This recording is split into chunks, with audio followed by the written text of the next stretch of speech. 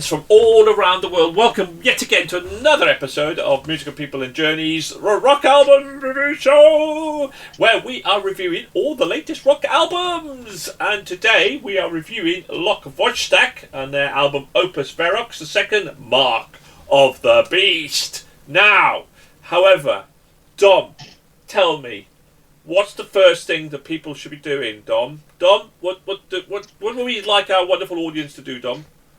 They must like and subscribe straight away. They don't have to, but they would like them to, wouldn't we? Absolutely. So, if you're tuned into the show for the first time, we review albums. We rate them out of 5. We reveal ratings at the end of the 8 albums reviewed in our album of the month. And we'll then get into a Hall of Fame. So Loch Vostok, Operation Ferox, Mark of the Beast. I mean, who here has, from our illustrious panel, has the Mark of the Beast? Well, he's trying to cover it up on his forehead. Okay, it's our wonderful Dom. Dom, heard of Loch Vostok before? What did you think of Mark of the Beast? Never heard of them. But Nigel, don't you want to tell us all about the band first? I do. I tell you something. It was a really good test, that was. Loch Vostok, you see, are a progressive metal band from Uppsala in Sweden, named after a subterranean lake in Antarctica. It rose from the collapse of the progressive metal band Mayadome in 2001. Loch Vostok formed in 2001 by drummer Teddy and who else? Sebastian, Eric, and Niklas, and Alvaro, the drummer. Moller switched roles to drums and lead singer and guitarist to a new band. However, Gradin couldn't relocate to the United States and were replaced by Thomas Johansson. Muller had played in previously with something called Mellow Poetry. So, Loch Vostok recorded a self-financed album in 2002. The result was Dark Logic, and the album where lyrics were entirely based on infamous serial killers such as Henry Lee Lucas, Andre Chikalitio, and Ed Gein. And Russian distributor CD Maxim was the first to pick up the album shortly after Magnesium Records released it officially worldwide in August 2004. So, been around a little while, and so have you, Dom. What did you think of this? Yeah, well, it's prog metal stuff, isn't it? But not normally my bag. But there was actually some real bite to this music. I thought there was some real interest that was worth listening to for me. For me, it's all about trying to find the real. The real meat in all of that complexity and all that mathy shredding and solos and all of that kind of stuff is trying to find the heart and soul in it for me. And I found a bit of that. There's so much going on in an album like this, all the kind of double pedal drums and all of that going on. That you got to find a bit of heart and a bit of something that's worth hanging on to, and they did that. There's some really decent hooks in there and some big meaty choruses. I thought a little hint of a slight kind of hedging towards black metal style, kind of in the Emperor vein or something like that. That was kept me in as well. I'm still trying to find a solid sense of what the album was about and what they're all about, but yeah, there was enough there to keep me listening to the end. Somebody that as soon as he talks, we have to keep going till the end because of his wonderful dulcet tones, and that is Simon Reed. Simon, talk to me. Yes, well, I could. That's more like it. Yeah, I enjoyed this album. It was really good. It was a nice change of pace this month from some of the other albums we've had. It's very proggy, very nice and metally. I did feel this is going to sound like a very strange statement to make, but the individual tracks did have a little bit of nice variety and tempo to them. But by the time I got to the end of the album, I couldn't distinguish between the songs anymore. They did all feel a bit samey. That's a really weird statement. I'm going to go back and listen to it again because I really enjoyed it. Drastic Measures in particular stood out for me. I think that was my favourite track off the album because it's really good. They seem pretty decent. I like prog metal, but I can't listen to a huge amount of it. It's definitely more of a background thing for me. But this, like, there was a nice sort of changing sort of the tempos and stuff, which made it a bit more like active listening and enjoyable for me. So yeah, overall, I quite liked the album. I thought it was good. Something that we kind of like overall. Chris, what do you think? What do you think of this album, Chris? Is this a saving grace for you this month? So I'm not going to answer that question yet. I'll come back to that one. But so Opus Ferox, really, the only way I can really describe this is it slaps you in the face right from the first crash of the drums, and it doesn't really slow down much more than that. It's really heavy, really quick, quite intense, and it does relax slightly in some non-growler lyrics before it then kicks in, and you are where usually I would say it's growler, it's not for me. But this one is worth sticking with.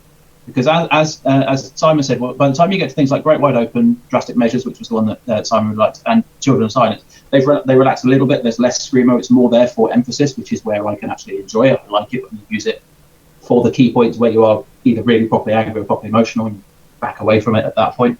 So I actually really enjoyed this one a lot more than I was expecting to, because the first couple of songs I thought, okay, fine.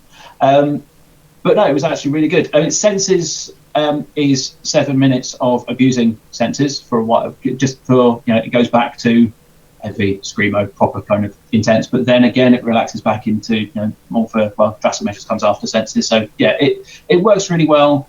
There is the variety that Don was talking about, but I can kind of see Simon's point. By the time you get to the end of the album, it's an album full of that sort of really intense drums and music. The screamo comes and goes and all that sort of stuff. So yeah, it just becomes a block of time where you were listening to that stuff.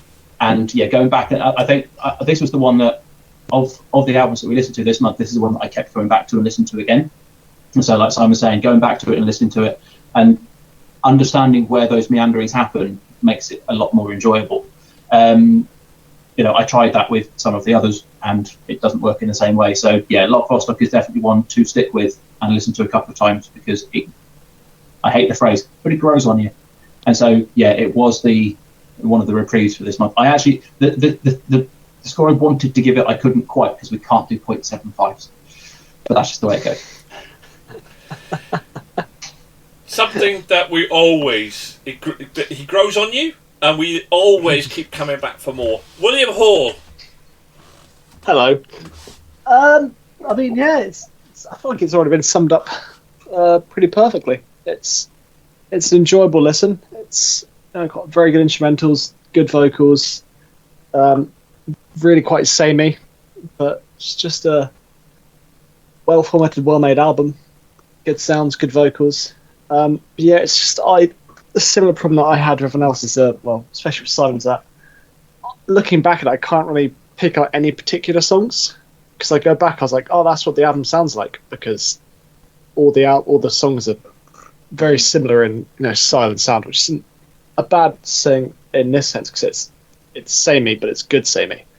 There's not really enough substance there to make you want to actively come back and listen to it, but it's not bad. A pretty decent album, enjoyable enough, nice for a few listens, but not really something that I can see myself coming back to.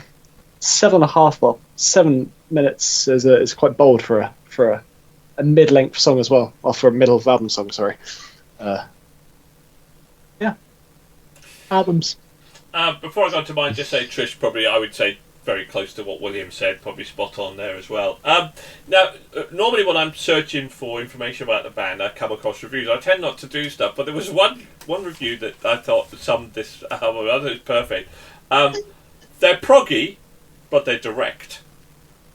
They're cheesy, but they're aggressive. They're synthy, but they're chuggy. Which is kind of right. That pretty much summed it up, really. I really liked the album. I think it was brilliant. It was heavy, it was melodic, and it was a brilliant storytelling album. It was brilliant. It was almost felt And I think the reason, in terms of similarity, it almost felt but wasn't quite a concept album. I had to go and try and do some research to find out whether it was a concept album or not, and I kind of feel there is. I think it's all interconnected with this kind of Mark of the Beast and fighting evil. And also it felt like it was almost sometimes from the bad side of it. The storytelling was almost taking it from the bad guy's perspective in some of the storytelling, which I thought was really cool. For me, bizarrely, I didn't like the Growlo. I agree with it. It was, for me, it was slightly annoying at times and spoiled my enjoyment, but it wasn't enough for me to turn off entirely, and kept me going in there. And I like storytelling albums. Some of my favourite Iron Maiden tracks at that storytelling kind of vibe to it. And it had that heavy melodic stuff without being too proggy. So that because I was going like, well, this is they're dubbed as a progressive metal album, but I don't think they were that proggy. But they were obviously direct. But I liked it. I didn't massively fall in love with it as my album of the year, but I thought it really was a very, very good album, and it was one of the albums that I kept coming back to quite a few times this month. My favourite, Great Wide Open. That was a cracking track, really, really good as well. I loved that track, and that made my cool song list as well. Now, the question, ladies and gentlemen, the question for my panel is: this is the last album that we've reviewed. I know these are the 8 albums I reviewed with this mobster. Will it reveal? Will it get into our album of the year show? Will it get into our Hall of Fame? Will it win album of the month? Tune into our next show to find out. In the meantime, goodbye to Simon, goodbye to Chris, goodbye to Dom, and goodbye to William. Bye.